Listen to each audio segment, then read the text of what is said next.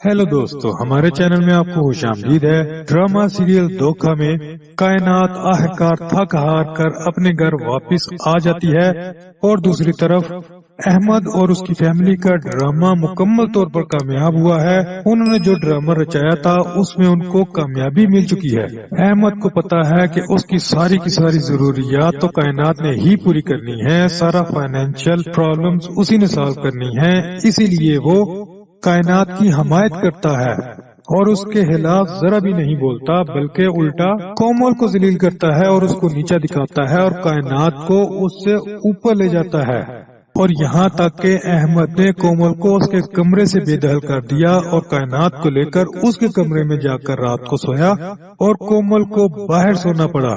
और हादी जो कि घर पर कोमल की माँ से मिलने के लिए आता है, वो कोमल को बाहर सोता हुआ देखकर बहुत ज्यादा हैरान और परेशान होता है। इतने में कोमल की आंख खुल जाती है और वो हादी को सब चीजों का कसूरवार ठहराना शुरू कर देती है और कहती है कि तुम यही सोच रहे थे ना, इसी चीज का इंतजार था ना कि मैं इसी तरीके से जलील होती रहूं। अब देख लो, मेरे साथ इस घर में ये सब कुछ होना शुरू हो गया है और अब तुम खुश हो जाओ।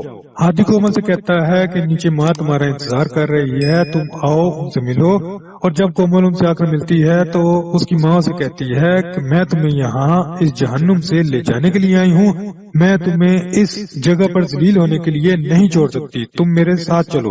अब कोमल की माँ को पता चल चुका है कि ये सब कुछ उसकी जिद की वजह से हुआ है।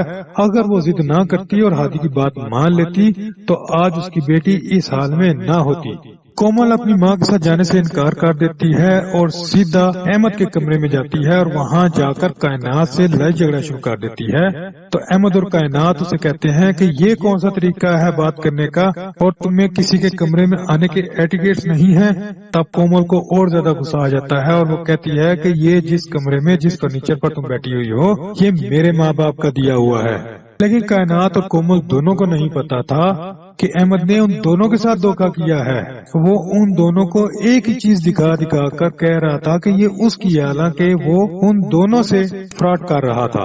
लेकिन इसके बावजूद इस वक्त वो कायनात का ही साथ देगा क्योंकि उसको कायनात का पैसा जो नजर आ रहा है और वो कोमल को जलील कर देगा और उसको यहाँ से निकल जाने का कहेगा और साथ ही साथ ये भी कहेगा कि वो कायनात से माफी मांगे। लेकिन कोमल ऐसा कहाँ करने वाली है।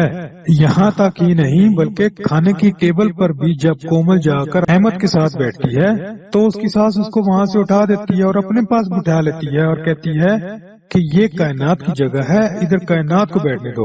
अब कोमल को अपना वजूद यहाँ पर अजनबी सा लगने लगता है। दूसरी तरफ हादी सिला के साथ बात कर रहा होता है और कहता है कि ये सब कुछ मेरी वजह से हुआ है, अगर मैं कायनात की मदद ना करता तो आज कोमल के साथ ये सब कुछ ना हो रहा होता। लेकिन मुझसे ज्यादा कायनात का भाई इसमें कसूरवार है क्योंकि वो चाहता था कि कायनात अपने घर में वापस चली जाए और वहाँ पर जाकर रहे, हालांकि कायनात नहीं चाहती थी कि वो अहमद के घर पर जाए और वहाँ पर रहे, क्योंकि उसको जब से अहमद की दूसरी शादी के बारे में पता चला है वो उस वक्त से उससे मुतनफिर हो चुकी है और वो उससे दूर रहना चाहती है। लेकिन अपने भाई और घर वालों के मजबूर करने पर वो वापस आ चुकी है। तो देखते रहिए ड्रामा सीरियल धोखा। मिलते हैं इसके अगले एपिसोड में। वीडियो देखने का बहुत शुक्रिया।